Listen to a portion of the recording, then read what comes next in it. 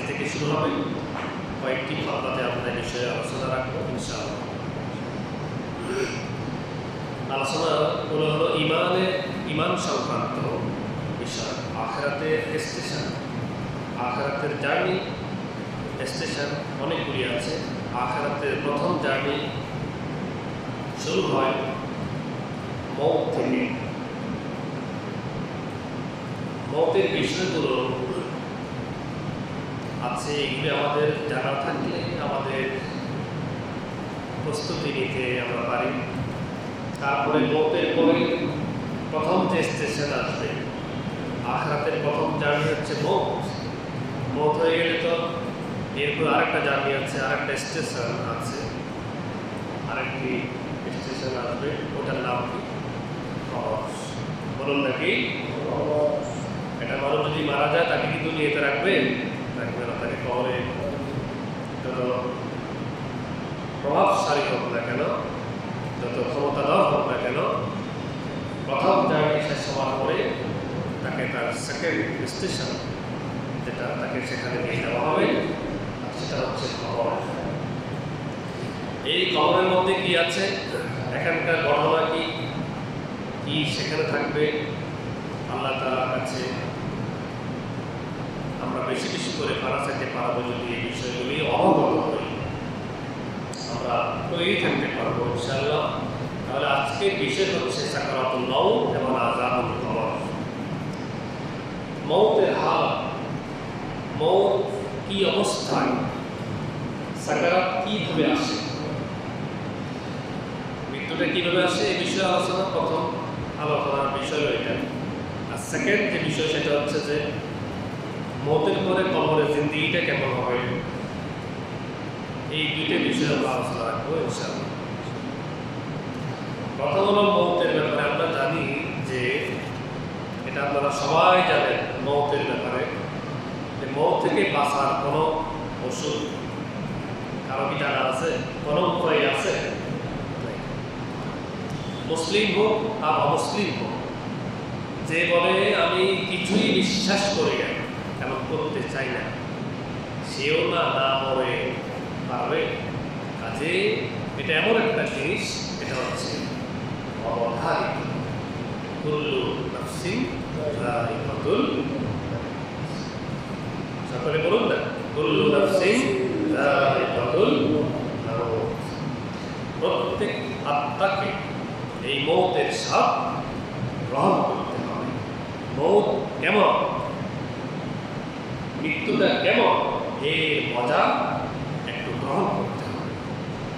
মওতের পেয়ালা সবাইকে পান করতে হবে আর সাধন করতে হবে। এটাকে অস্বীকার করে থাকার কোনো সুযোগ নেই।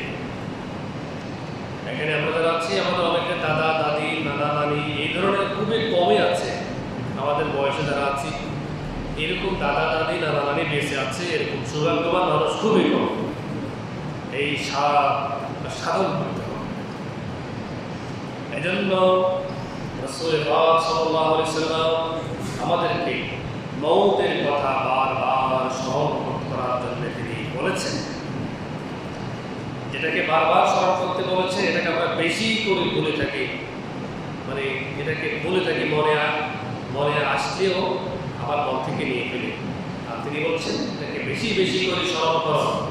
আকসিরু যিকরা হাযিহিল লাযযাত। হে মানুষ, তোমরা বেশি করে ওই জিনিসটাকে স্মরণ করো, মনে করো, যেটা সমস্ত মজাকে শেষ করে দেবে। দুনিয়াতে যত রকমের মজা আছে, কি কি মজা আছে বলেন তো? খাওয়া দাওয়ার মধ্যে মজা আছে, টাকা পয়সা রুজি ইনকামের মধ্যে মজা আছে, বাড়ি গাড়ি করার স্বাদ আছে, মজা আছে, স্বামী স্ত্রী দাম্পত্য জীবনের সুখ শান্তির একটি মজা আছে, লোক লালসার মজা আছে, ক্ষমতার মজা আছে, অনেকে গান বাজনা বিভিন্ন এইভাবে মজা আছে। আবার হারামভাবে কিছু টাকা উপার্জন করার এক্ষেত্রে অনেকে মজা গ্রহণ করে।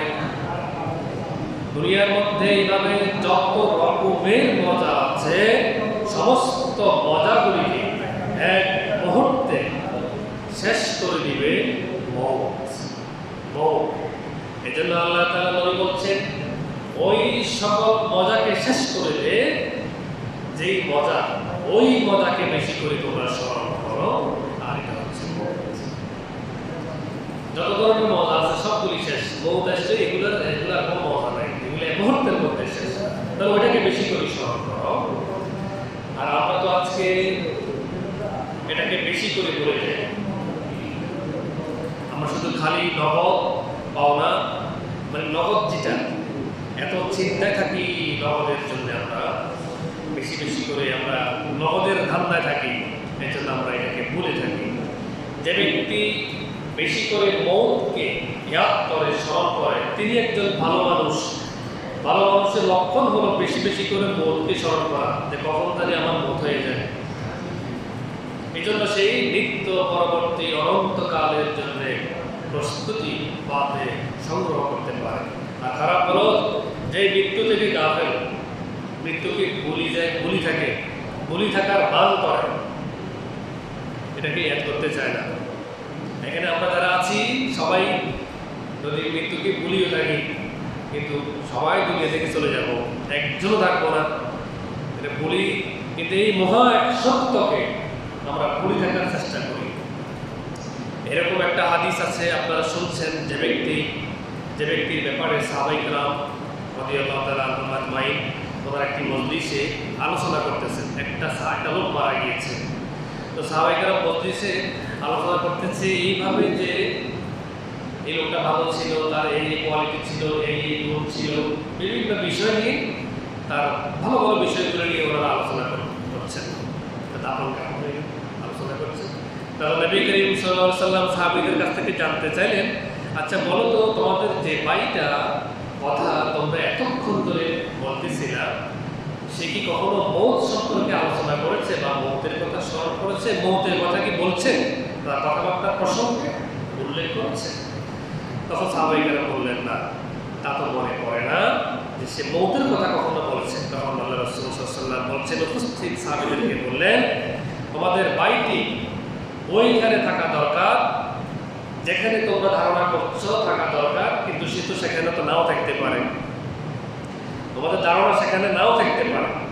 কি বোঝা গেল? যে মৌতের কথা চিন্তা না থাকার কারণে তাকে জান্নাতে থাকার কথা ছিল, কিন্তু সে সেখানে নাই, হয়তো ঠিকানা হয়তো অন্য জায়গায় বরাদ্দ হয়ে যেতে পারে। সমাজের মধ্যে অনেক মানুষ আছে, আমি ভালো কাজ করি, নামাজটা পড়ি আর কি, ভালো কাজ করি, সব কিছু ঠিকঠাক ভালো, সবাই বলে যে ওটা খুব ভালো, ওটা খুব ভালো, সবাই কত সুন্দর, কিন্তু নামাজ পড়ে না। আবার সে নিজেও বলে, হুজুর আমি আমার সব ঠিক আছে মাশাআল্লাহ, নামাজটা পড়ি না। দেখছেন তো, এটা কোনো কথা হলো? হ্যাঁ, সেটা এটা কোনো কথা? সে ভালো মানুষ কেমনে হলো? আমি কি তার সাথে ঘুমাইছি না তার সাথে চলছি?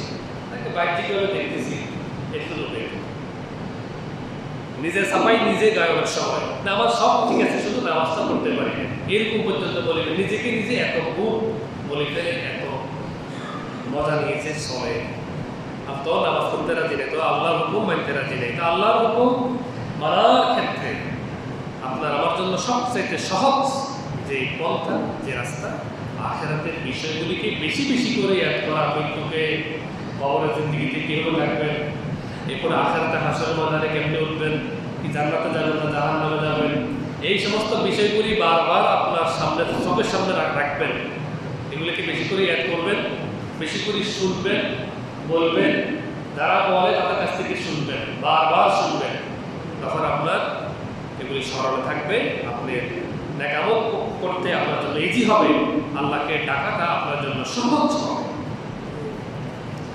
আর যদি মৃত্যু থেকে যদি আপনি ভুলে যান, এটাকে যদি মনে না রাখেন, এটাকে দূরে ঠেলে দেন, তাহলে আপনি ভালো মানুষ হওয়া আপনার পক্ষে সম্ভব নয়। যেমন আমরা এখন যেই দুনিয়াতে আছি জানেন, এটা কিন্তু একটা পুরোটা একটা বস্তুবাদ। আমরা এখানে বস্তুবাদের একদম ফ্যাটের ভিতরেই ঢুকে আছি, যেখানে বস্তুর বাহিরে আর কিছুই নেই। আমরা এখন এমন একটা দুনিয়াতে আছি, এখানে বস্তু ছাড়া কিছুই নেই। বস্তুবাদ মানে কি? যা দেখা যায়, যা ধরা যায়, যা উপভোগ করা যায়, এটার নাম হলো বস্তু। ভালো করে আলোচনা মনোযোগ দেন, 10 মিনিট থাকবো। যা দেখা যায়, ধরা যায়, এমন মজা নেওয়া যায়, এটাকে বলে বস্তু। আর এটার উপরে ইয়াকিন করে, অন্য কিছুর উপর আর কোনো ইয়াকিন করে না, এটার নাম হলো বস্তুবাদ। তো এই জগৎটা হলো বস্তুবাদের জগৎ। এখানে আমরা বসবাস করছি, সেখান থেকে যেখানে সারাক্ষণ শুধু বস্তুর খেলা চলছে, এখান থেকে বেরিয়ে এসে একটু যে মৌতের কথা চিন্তা করবেন, কবরের কথা চিন্তা করবেন, আখিরাতের কথা চিন্তা করবেন, এত সহজ বিষয়, এটা এত সহজ বিষয় নয়। এটাকে বেশি বেশি করে চিন্তা করতে আল্লাহ রাসূল বলছেন, বেশি করে এটাকে স্মরণ করো, বেশি করে বলছেন। সেখানে আমরা সামান্যতম আল্লাহ রাসূলের ভাষ্য মতে 1000 ভাগের 1 ভাগও চিন্তা করার টাইম নেই, কারণ সেখানে সারাক্ষণ বস্তুর খেলা চলছে। কি মোবাইল দেখবেন, না টেলিভিশন দেখবেন, না কম্পিউটার দেখবেন, না সিনেমা হলে যাবেন, না বাড়ির জন্য ঘর বানাবেন, না টাইলস কিনবেন, নাকি বাথরুম টাইলস করবেন, নাকি উপর ছাত্রী করবেন, হ্যাঁ, নাকি ওই মাছটা কিনবেন। এদের সারাক্ষণ শুধু বস্তুর খেলা। আপনাকে আখিরাতের থেকে গাফেল করে এই বস্তুর বিশাল খেলার মধ্যে, এই যুগে যেখানে আমরা আছি, সেখান থেকে একটু বেরিয়ে এসে মৃত্যুর কথা চিন্তা করবেন। এত সহজ বিষয় নয় এটা। আল্লাহ যদি তৌফিক না দেয়, এটা অত্যন্ত একটি মর্মান্তিক ভয়ঙ্কর একটি সময় আমরা পার করছি। এই যত কথাই বলুন না কেন, এখনকার আগের কালের মানুষের তুলনায় এখনকার মানুষ দিন সম্পর্কে অনেক কিছু জানে, কিন্তু বাস্তবে আমলের মধ্যে নাই। ইমাম বলেন, মুয়াজ্জিন বলেন, মুসল্লি বলেন, আর সমস্ত মানুষ তার বাহ্যিকটা দেখতে কি সুন্দর, ভিতরে একদম বরবাদ, একদম সারখার, একদম শেষ, তার উপর কিছুই নেই। এটা একটি ভয়ঙ্কর সময় আমরা পার করছি। আপনি মনে করছেন 5 ওয়াক্ত নামাজ পড়লে আপনি বেহেশতে চলে যাবেন, অবশ্যই বেহেশতে যাবেন, কিন্তু নামাজ পড়ার আগে আপনাকে আরো অনেকগুলি কাজ আছে, এগুলি করতে হবে। আপনি টেলিভিশন দেখলেন, মোবাইলে সারাক্ষণ অশ্লীলতা দেখলেন, যত ধরনের পাপ কাজ, সমস্ত পাপ কাজ দেখে মসজিদে এসে আবার কি বুকে না নাবিতে এটা নিয়ে নামিলে তো যা পড়লেন, মনোরকম নামাজটা পড়লেন, কীভাবে সম্ভব? অর্থাৎ আখিরাতের কথা স্মরণ করে চলা এই যুগে এটা একেবারেই অসম্ভব। আল্লাহ যদি তৌফিক না দেয়, তাহলে আমাদের কারো রক্ষা নেই। আমরা আল্লাহ সাহায্য কামনা করি, ইহদিনাস সিরাতাল মুস্তাকিম। আল্লাহ আমাদেরকে সঠিক পথে রাখুন, এবং আখিরাতের পথ, মৃত্যুর পথ, আমাদের প্রথম জার্নি মৌত, আমাদের প্রেস্টেশন কবর, এই বিষয়গুলি এক করে আমাদের দুনিয়াকে আখিরাতের সুন্দর করার জন্য এই সময়টাকে আমরা গ্রহণ করি। আল্লাহ যেন তৌফিক দান করেন, বলুন না আমিন। আবার কোনো কোনো জায়গা আছে আপনি দেখবেন মৌতের কথা আপনি আলোচনা করতে পারবেন না। এমন সিচুয়েশনে আপনি যাবেন, এমন সিচুয়েশনে আপনি থাকবেন, বস্তু এত বেশি খেলা করে সেখানে মৌতের কথা আপনি বলার সাহসও পাবেন না। আপনার মনের মধ্যে আসলেও আপনি এটাকে দূর করে তাড়িয়ে দেবেন। এই সময়টাতে আমরা এখন পার করছি। এই জন্য আমি আপনাদেরকে অনুরোধ করবো, আপনারা যদি একজন ভালো মুসলিম, একজন গুড মুসলিম, আল্লাহ হতে চান, আখিরাতে মুক্তি পেতে চান, আল্লাহ জান্নাতের মেহমান হতে চান, আমি অনুরোধ করবো আপনাদেরকে, আলোচনা শেষ নয়, মোবাইলে হোক, বই হোক, বেশি করে কিতাবে আপনারা মৌতের কথা পড়বেন, শুনবেন, জানবেন, কবরের কথা শুনবেন, জানবেন, আখিরাতের কথাগুলি জানবেন, শুনবেন। এই সমস্ত বিষয়গুলির সাথে আপনার দুনিয়ায় জড়িত। আপনি কি ভালো মানুষ হয়ে দুনিয়ায় চলবেন? আপনি স্ত্রীর সাথে কীরকম ব্যবহার করবেন, আপনার ছেলে মেয়ের সাথে কীরকম ব্যবহার করবেন, আপনি সমাজের সাথে কোন পথে চলবেন, মৌত, আখিরাত, জান্নাত, জাহান্নাম, এই বিষয়গুলি যখন আপনি জানবেন, এই বিষয়গুলি আপনার জন্য ইজি হয়ে যাবে। অর্থাৎ ওই সমস্ত বিষয়গুলির সাথে এটি পরিপূর্ণভাবে জড়িত। আপনি এগুলিকে যতই ব্যালেন্স করার চেষ্টা করবেন, ওইগুলোকে বলে আপনি ব্যালেন্স করতে পারবেন না, আপনি ব্যর্থ হয়ে যাবেন, বারবার ব্যর্থ হবেন, বারবার আপনি ব্যর্থ হবেন। যখন আপনি ওইগুলিকে ঠিক রাখবেন, আল্লাহ যেটা বলছেন, মৌতকে স্মরণ করো, কবরকে স্মরণ করো, আখিরাতকে স্মরণ করো, এগুলিকে যখন বেশি বেশি করে স্মরণ করবেন, আর দুনিয়াতে আপনার যা যা আছে এগুলিকে আপনি যখন ব্যালেন্স করতে পারবেন, আপনি একজন গুড মুসলিম, সামাজিকভাবে সব ক্ষেত্রে আপনার সুনাম সুখ্যাতি, আপনি একজন ভালো মানুষ এই দুনিয়াতে থাকতে পারবেন এবং আখিরাতে বিদায় নিতে পারবেন। নতবা যদি মৌতকে যদি স্মরণ না করেন, পাগলা করার মতো যদি চড়তেই থাকেন, আর চাকচিক্যে আর বস্তুবাদের দিকে, যেখানে আপনি এ পর্যন্ত যারা যাদের বিবাহিত জীবন যাচ্ছেন, আপনি আপনার বিবাহিত আপনার স্ত্রীর জন্য কত কিছু আপনি করেছেন, আলহামদুলিল্লাহ বলনেওয়ালা স্ত্রী খুবই কম। এটা এমন একটি বস্তুর জগৎ, আপনি সারা দুনিয়া দিয়ে দিলেও তৃপ্তি মিটবে না, আপনারও তৃপ্তি মিটবে না। এই একটা বিল্ডিং করে 20 লাখ টাকা খরচ করে, আবার সেম টাকাতে সেম স্কোয়ার ফুটের বিল্ডিং করে 1 কোটি টাকা খরচ করে, 2 কোটি টাকা খরচ করে। তাহলে বস্তু তাহলে সেই টাকা কীভাবে খরচ করলো?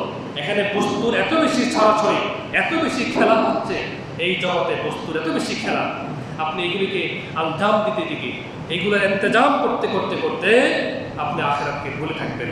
এইটাই হচ্ছে বস্তুবাদের জগৎ। সেখান থেকে বেরিয়ে এসে আপনি আল্লাহকে কিছুক্ষণ ডাকবেন, স্মরণ করবেন, এটা অসম্ভব, সহজ বিষয় নয়। আপনি হয়তো মনে করছেন আমার চাকরি জীবন শেষ হয়ে যাবে, আমার অবসর জীবন আসবে, এরপর আমি আল্লাহ হয়ে যাব, নামাজ পড়ব, এটাও কখনো সম্ভব নয়।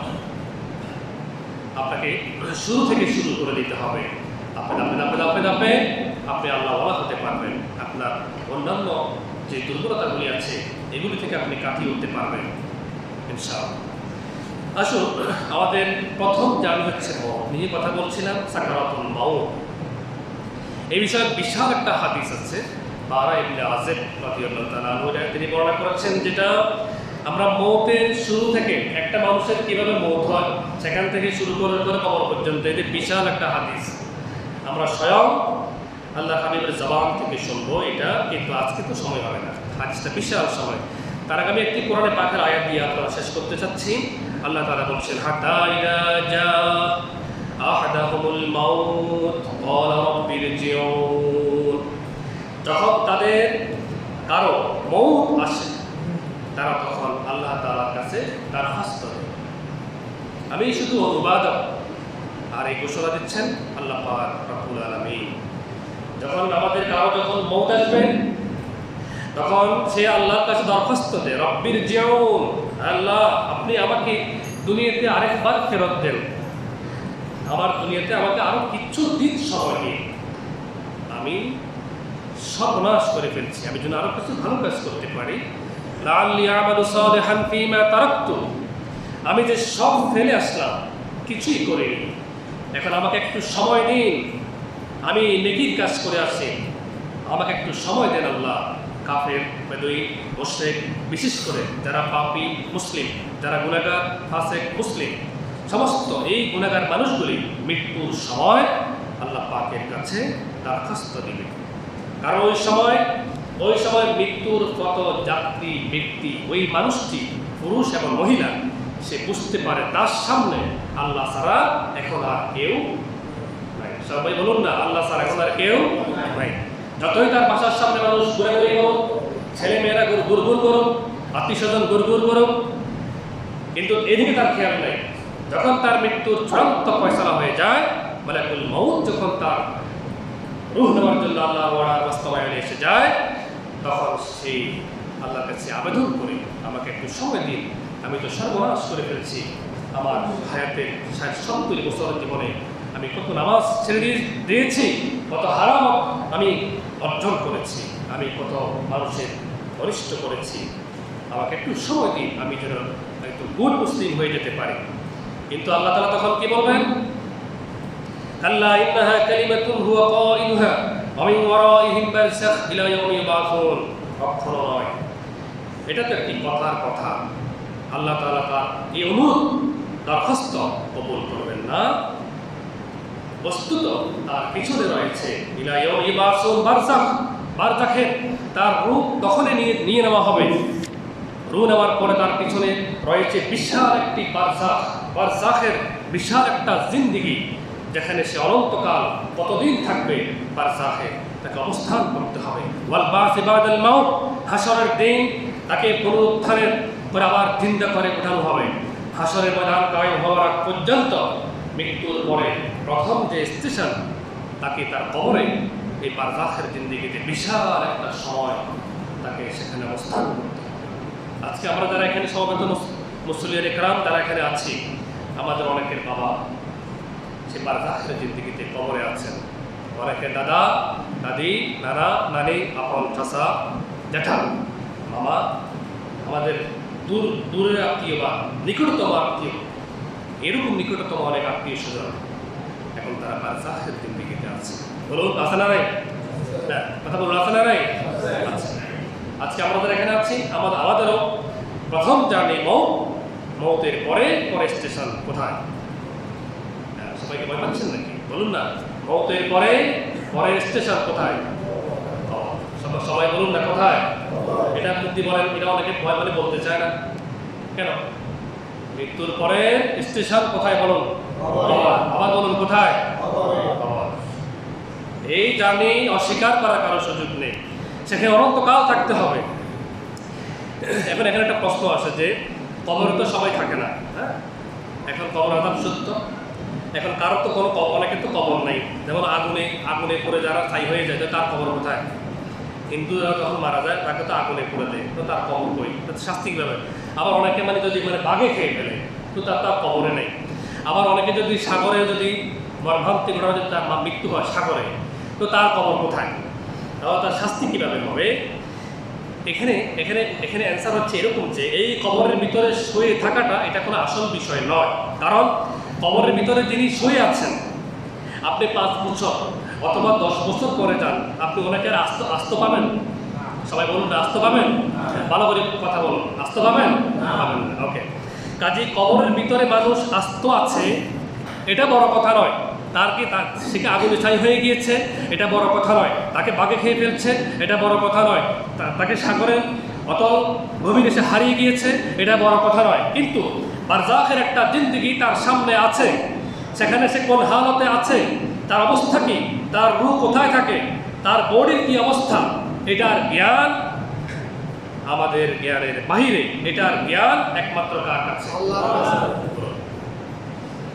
এই জন্য আল্লাহ তাআলা বলছেন, যারা এটার উপরে ইয়াকিন করে, বিশ্বাস করে, এটাকে বলা হয় আল্লাযীনা ইউমিনুনা বিল গায়ব, যারা গায়বের উপর ঈমান এনেছে। এটা একটা গায়ব। আমরা কি আল্লাহকে দেখছি? আল্লাহকে দেখেছি? আমরা কি জান্নাত দেখেছি, জাহান্নাম দেখেছি? কবরের মধ্যে কিভাবে সে আছে এটা তো আমাদের পক্ষে জানা সম্ভব নয়। এটার জ্ঞান একমাত্র কার কাছে? সবাই বলুন না, কার কাছে? আল্লাহর কাছে। এটা গায়ব। তো এই দুনিয়াতে তার যে শরীরটা আছে, এই শরীরটা থাকবে না। এটা শরীরের পোকা মাকড় মাটি এটা খেয়ে ফেলবে। কিন্তু এই শরীরটাকে এই দুনিয়ার জন্য টেম্পোরারি হিসাবে দেওয়া হয়েছে। এই শরীরটা তো আমি না, আমি তো অন্য কিছু। এটা একটা খাঁচা, মাটি দিয়ে আল্লাহ তাআলা বানিয়ে দিয়েছেন। এটা একটা খাঁচা, আর কিছুই নেই। আমার আসল অস্তিত্ব হচ্ছে রূহ। এই রূহ কখন, কিভাবে, কোথায় থাকবে, কি করবে, এটা কার কাছে আছে? বলুন না, কার কাছে আছে? এই জন্য রূহের কোনো মৃত্যু নাই। মালাকুল মউত এসে মূলত রূহটাকে নিয়ে যায়। এই রূহটাকে নিয়ে নিলে এবার এই খাঁচাটা পড়ে থাকে, এই বড়ি পড়ে থাকে। এটা বেশিক্ষণ রাখলে পচা গন্ধ চলবে, পোকা মাকড় মাটি এটাকে সব কিছু খেয়ে দেবে। এটা কোনো মূল্যহীন, এটা মাটি দিয়ে বানানো একটা খাঁচা। এটার মূল অস্তিত্ব হচ্ছে রূহ। আর রূহ একমাত্র ওয়ার্ডার মানে কার? সকলে কথা বলুন না, কার? আল্লাহ পাকের। সুতরাং এই রূহের মাধ্যমে আমরা আমাদের বাতাসে শ্বাস প্রশ্বাস নিচ্ছি, এই আমরা শ্বাস প্রশ্বাস নিচ্ছি, বের করতেছি। আর এই রূহ যখন থাকবে না, তখন এই বডি মূল্যহীন। যতক্ষণ এই রূহ আছে ততক্ষণ আপনার কদর্য আছে, এই বডির এই খাঁচার মূল্য আছে। চলাফেরা করছেন, খাচ্ছেন, ঘুমাচ্ছেন, আনন্দ করছেন। এই রূহ যখন সব বের হয়ে যাবে, এই খাঁচা, এই বডি, এই সুন্দর শরীর, এটার আর কোনো দাম নাই, মূল্যহীন একটা জিনিস। সুতরাং আলমে বারজাখের মৃত্যুর পরে বারজাখের জিন্দেগি সেভাবে কিভাবে ডিল করবে, এটা কি অবস্থায় থাকবে একজন কবরবাসী, সেটা একমাত্র জ্ঞান কার কাছে? আল্লাহর কাছে। আমি লাস্ট আয়াত দিয়ে দিচ্ছি, সেটা হচ্ছে যে আপনারা জানেন ফেরাউন যখন মৃত্যুর শয্যায় শয়িত হলো, তখন সে কোথায় ছিল? সাগরে। বলুন না, কোথায় ছিল? সাগরে ছিল। আল্লাহ তাআলা বলছেন ওয়াহাকা বিআলি ফিরাউন সুআল আযাব, ফেরাউনকে যখন ঘেরাও করলো সাকারাতুল মাউত, মৃত্যুর আযাব। এবার বলুন, তাহলে মৃত্যুর একটা যন্ত্রণা, মৃত্যুর একটা শাস্তি, সাকারাতুল মাউত আছে না নাই? আয়াতের পরে জান্নার ইউরাদুনা আলাইহা কুতুবান ওয়া আশিয়া, এরপরে বারজাখের জিন্দেগি আসবে। আল্লাহ তাআলা বলছেন সেখানে ফেরাউনকে প্রত্যেকদিন সকাল সন্ধ্যা তাকে জাহান্নামের আগুনের লেলিহান শিখা তাকে কিছু দেখানো হবে এবং তাকে কিছু শাস্তি দেওয়া হবে।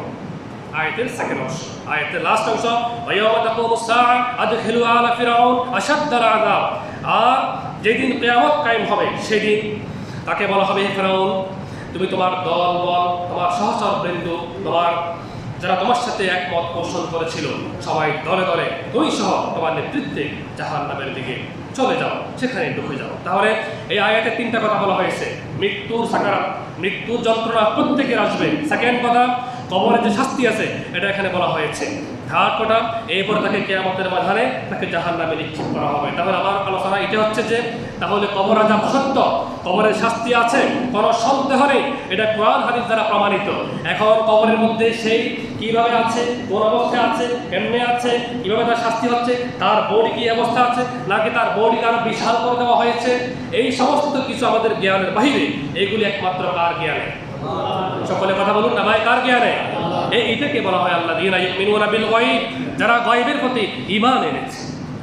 আমরা এটার প্রতি ঈমান এনেছি। সুতরাং আসুন আমাদের নিত্য পরবর্তী অনন্তকালের জন্য পাথের সংগ্রহ করতে হলে বেশি বেশি করে মৌতকে স্মরণ করো, বেশি বেশি করে আখিরাতকে স্মরণ করো, বেশি বেশি করে জান্নাতকে স্মরণ করো, জাহান্নামকে স্মরণ করো, বেশি বেশি করে এই বিষয়গুলোকে ইয়াদ করো। তাহলে সেই ভয়াবহ পরিস্থিতি থেকে আল্লাহ তোমাকে বাঁচিয়ে দিবেন, আল্লাহ আমাকে বাঁচিয়ে দিবেন ইনশাআল্লাহ। বলুন না ইনশাআল্লাহ। আমাদের সবাইকে 5 ওয়াক্ত নামাজ বা জামাত আদায় করার তৌফিক দান করুন, আমিন। এমন হালাল হারাম বেঁচে চলার তৌফিক দান করুন, আমিন। এবং যেই পথে আমার মা, যেই পথে আমার বাবা, যেই বারজাখের জিন্দেগিতে আমার অনেক অতীব আত্মীয় স্বজনরা যারা শুয়ে আছেন, তাদেরকে আমি নিজ হস্তে দাফন করেছি, তাদের কথাকে স্মরণ করে আমি আমার জীবনকে আরো সুন্দরভাবে গঠন করতে পারি। আমরা আল্লাহ সাহায্য কামনা করি। আল্লাহ তৌফিক দান করুন, আমিন। সকলে কবুল জমা দেখুন।